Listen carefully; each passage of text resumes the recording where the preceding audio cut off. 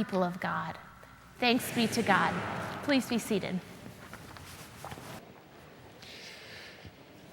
Before we jump into the sermon this morning, let me just express a word of thanks to Mark Lambeck for filling in for Sonny, who was away this morning, and also to Ralph Freeman. Ralph has provided the special music this morning.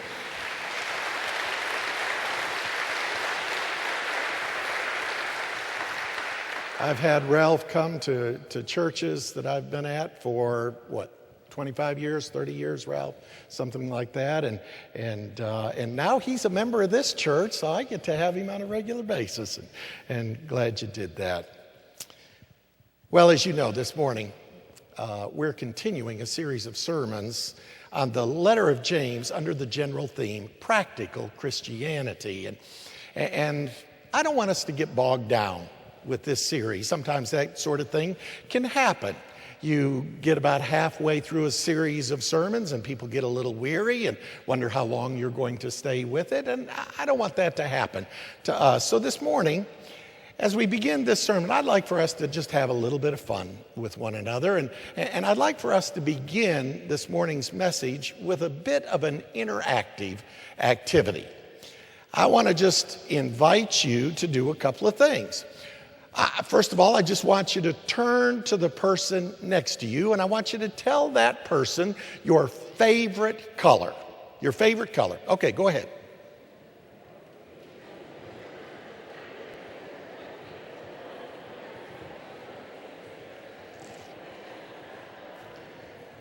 And if a couple of you are sitting apart, you could move over and talk to some people. Okay. Now, tell that person your favorite food. Your favorite food.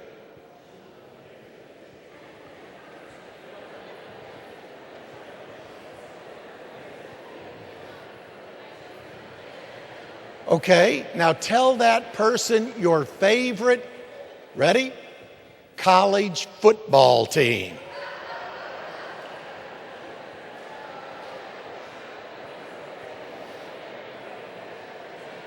You're having a little bit too much fun with this.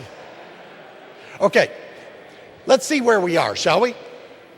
Concerning the color, how many of you said red? A few. How many said blue? Oh, a lot of people. How many said green? Okay, purple? How many of you just tried to be diplomatic and said plaid?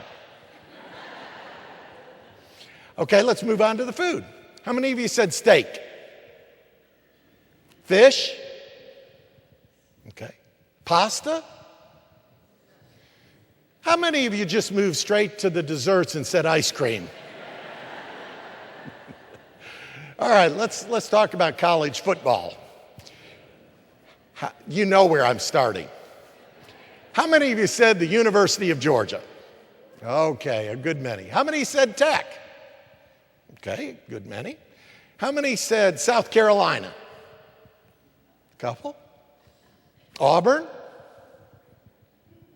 Alabama. I didn't hear anybody mention Florida, so I think we're all agreed on that one. Hey, it's obvious, isn't it? We all have our favorites. And if you still don't believe that, just go by the nursery ward of a hospital sometime and watch the parents and grandparents and other family members as they look through that plate glass window and notice they're not looking at all of the babies behind the window. They've got their eyes fixed on one child. We all have our favorites. And in one sense, that's about as natural as it gets. But let me ask you a question. Have you ever noticed how sometimes this whole matter of favoritism can have a kind of dark side to it? Not always, but sometimes. I knew she'd get the promotion because she always was the boss's favorite. Listen, if you expect to get any place in this organization, you better remember the golden rule. It's not what you know, but who you know that counts. Jesus asked the mother of James and John, when you come into your glory, do you mind just putting my boys ahead of everybody else and let one sit at your left hand and one at your right hand. It can sometimes happen, can it? Even the church. Back some time ago, I was in Chicago for a seminar, and while I was there, I visited the renowned Fourth Avenue Presbyterian Church. And when I visited the church, Elam Davies was still the pastor of that church. Elam Davies has since died, but at the time, he was still the pastor of that church. And he had been named by Time magazine as one of the 7-star preachers in the whole world. He had come to that church from Wales. As I was touring the church, one in our group told the story of how he had come to that church up until the time when he came to that church. The church had a long-standing tradition of what they called seat sales. Each year when the pledge cards went out, those who pledged and gave the largest amount of money were given priority seating in the church, starting from the front and moving all the way to the back. And the visitors were required to sit in the balcony. Now, if we were to do that today, we'd probably have to start from the back and move forward with the visitors being required to sit right up front. But when they invited Elam Davies to come, he agreed to come on one condition: no more seat sales. And that put an end in that church to a person's position in that church being determined by the amount of money that they gave. Perhaps it was this sort of situation that had occurred that James was trying to respond to in those words that we read a little bit earlier. It certainly seems that a situation had developed in one or more of the churches in which, during a meeting or during a worship service of some kind, a wealthy man would come in dressed in the finest of clothing, $2,000 suit, $200 tie, $500 shoes. And when he would come in the door of the church, the usher would say to him, "Oh, sir, we're so glad to have you here today. Here, let me show you to your place." And the usher would march him down to a place to where someone who was not dressed quite as nicely as was sitting, and he would ask that person to get up, give me your bulletin. You go stand somewhere at the back. Here, sir, you can have this seat. And so you know what James did. He wrote them to remind them of what they already knew, what Jesus had tried to demonstrate by the very way that he lived his life and the things that he said, that God is not partial, that God does not show favorites. I mean, go back and look at it. Can you think of a single time where Jesus was partial towards one and not partial towards someone else? Look at the people with whom he spent time. He spent time with the wealthy and influential, people like Nicodemus, and it's implied Joseph of Arimathea, because Joseph gave him his tomb when Jesus was crucified. But he also spent time with tax collectors and sinners and adulterers. You remember his encounter with the Samaritan woman? In Jesus' day, Samaritans were no counts. In Jesus' day, women were no counts. She was both. But there Jesus was, spending time with her. The Bible makes it clear. Jesus makes it clear. James makes it clear that God is not partial. God does not play favorites. Now, I don't know about you, but I, for one, am glad that God does not play favorites. I'm glad that my standing before God is not determined by what I do or do not have, by how well I do or do not look, even by how well I do or do not perform. Because if my standing before God were determined by those things, well, you know. I remember one Sunday, several years ago, I had one of those worship services that preachers dread having. Everything that could go wrong did go wrong. The night before, we had had a wedding at the church, and some things had gotten moved around, and I don't know why, but they had not gotten put back in place. And so the next morning when we had church, it was a mess. There was rice all over the floor, and we were quickly trying to get that up. And then the offering plates had not gotten back where they belonged. So when the ushers came down to receive the morning offering, the offering plates were not there to give to the ushers. Frankly, I think the congregation secretly liked that fact. And even my sermon came apart at the seams. I was about halfway through my sermon. I was quoting a church historian, and I said, as James C. Heffley said, and all of a sudden my mind went blank. I couldn't remember the first word he said. So I paused a moment. I said, as James C. Heffley said, and it still didn't come back. I tried it a third time, and it still was not there. Finally, I just looked at the congregation, and I said, I have no idea what he said. Do any of you know what he said? I wish I could tell you that was the last time that sort of thing has happened to me, but it hasn't been. Across the years, I found that far too many times. Have you ever had this happen?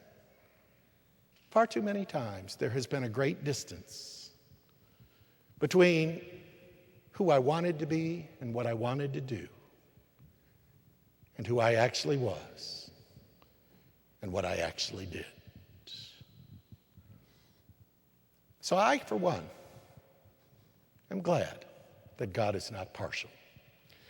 The only problem with this is that sometimes I'm really sorry that God is not partial. Sometimes I look back across my life and I see some of the things that I've achieved, and I just want to remind God that ought to get me someplace. I mean, I'm a preacher, for goodness sake. I've dedicated my whole life to serving Christ. Almost 40 years ago, I knelt at the altar of Payne College. That was where we're having annual conference. I knelt at the altar of Payne College. The bishop put his hands on my head and ordained me. And in order to get to that point, I had to go to 4 years of college, 3 years of seminary, and Josh jumped through all of the hoops that the Board of Ordained Ministry requires of me. And since that time, I've preached, I've led Bible studies, I've gone to the hospital late at night when people needed me, I've performed baptisms, I've performed weddings, I've stood out in the cemetery with an almost countless number of families trying to help them say goodbye to a loved one. You would think, wouldn't you, that would count for something. Sometimes I feel like the elder brother in the parable of the prodigal son. It's hard to stay at home your whole life and do all the work. And then some prodigal comes along and God doesn't show favorites.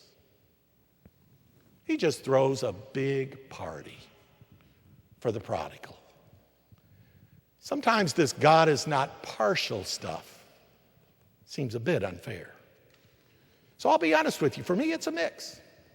When it benefits me, I'm glad. When it costs me, not so much. But you know what bothers me even more than the fact that God is not partial? What bothers me even more than that is the fact that God expects me to be as impartial toward others as God is toward me. And that's the point that James was really trying to drive home in those first few verses of the second chapter. Listen, says James, just as God is not partial towards you and offers you grace. So when it comes to the church, when it comes to a world where all are children of God, so you are expected to be impartial toward others and show grace.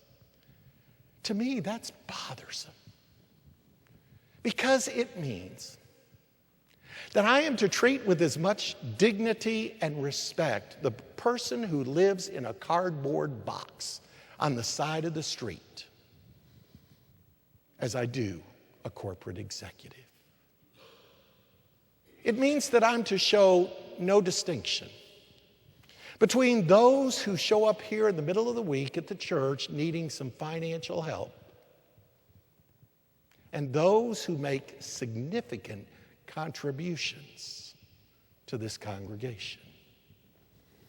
It means that I'm to be as available to people who have never darkened the doors of this church as I am to the ones who have been here a whole lifetime. Listen, says James, if you want to spend some time with something that will blow your socks off, just spend some time reflecting on the implications of what it means to be as impartial toward others as God is toward you, and then go and live that way. And that, my dear brothers and sisters, is the good news for this morning.